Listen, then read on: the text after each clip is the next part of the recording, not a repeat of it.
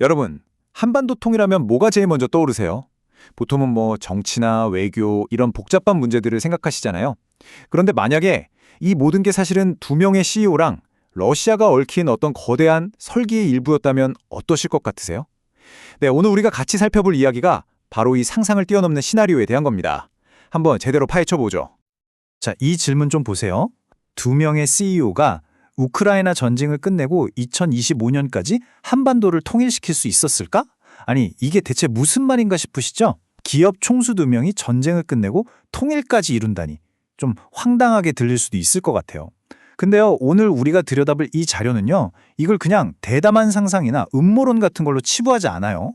아주 구체적인 실행 가능한 계획으로 제시하고 있다는 게 핵심입니다. 그러니까 이 자료의 핵심 주장은 이거예요. 한반도 통일이 그냥 어쩌다 보니 이루어지는 게 아니라는 거죠. 원래는 2025년 가을 딱 이 시점에 일어나도록 예정된 거대한 계획이었다는 겁니다. 이른바 천지공사, 그러니까 하늘이 설계한 작품이었다. 이런 이야기인데요. 와, 지금 우리가 보고 있는 현실과는 정말 거리가 멀게 느껴지잖아요. 도대체 어떤 설계가 있었다는 건지 궁금해지네요. 자, 이 거대한 설계를 이해하려면요. 먼저 남한과 북한에 각각 어떤 역할이 주어졌는지를 알아야 합니다. 이 자료를 보면 남과 북은 마치 하늘로부터 서로 완전히 다른 사명을 부여받고 지금까지 움직여왔다고 설명하거든요. 바로 이건데요. 보시면 남한의 역할은 인류 전체를 위해서 기술과 문화를 막 발전시키는 거였고요. 그럼 북한은 뭐였냐? 남한이 그 역할을 다할 때까지 외부의 위협으로부터 지켜주는 일종의 방패 역할을 맡았다는 거예요.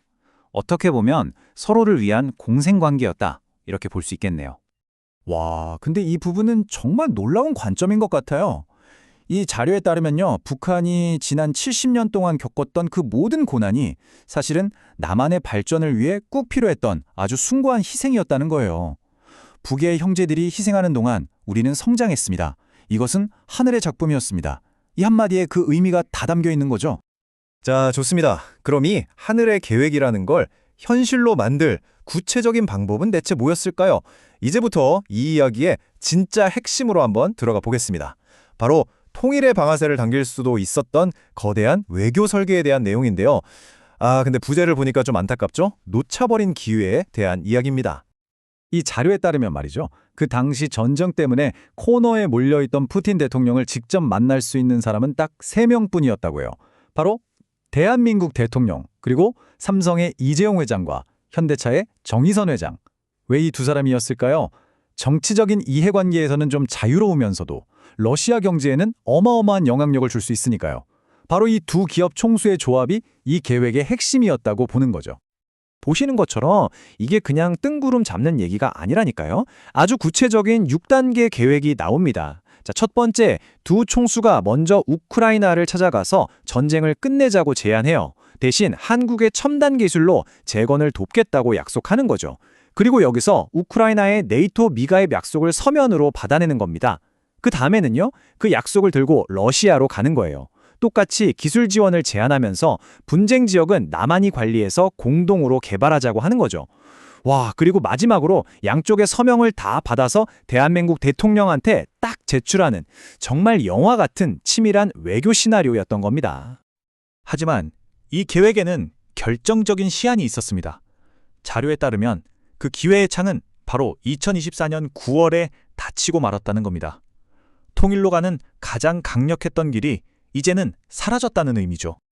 자, 그럼 이 행동이 실현되지 못하면서 우리가 잃은 건 뭘까요? 이 자료는 이렇게 분석합니다. 러시아와 동맹을 맺어서 2025년 통일이라는 그 설계의 핵심적인 부시가 될 수 있었던 절호의 기회를 날려버렸다는 거죠.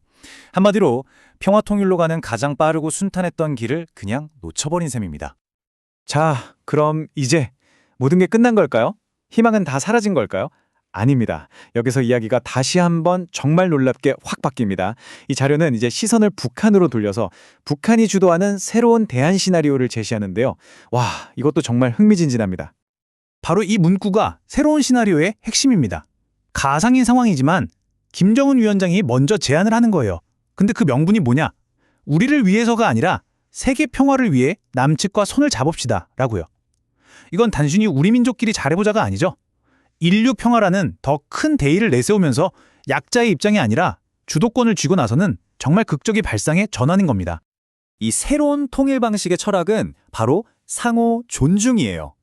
북한이 과거의 그 희생을 인정받고 영웅적인 주도권을 잡는 거죠. 그리고 남한은 그 거대한 비전을 받아들여서 함께 세계 무대의 주인공이 되는 겁니다.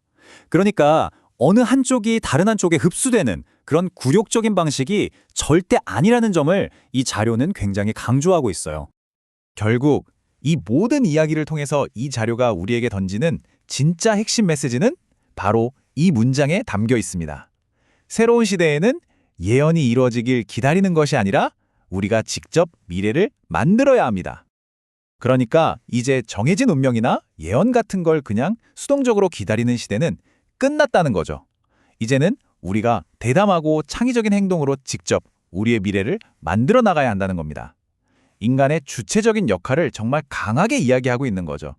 자, 오늘 우리가 함께 살펴본 이 정말 독특한 설계에 대한 이야기는 마지막으로 우리에게 이런 질문을 던지는 것 같습니다.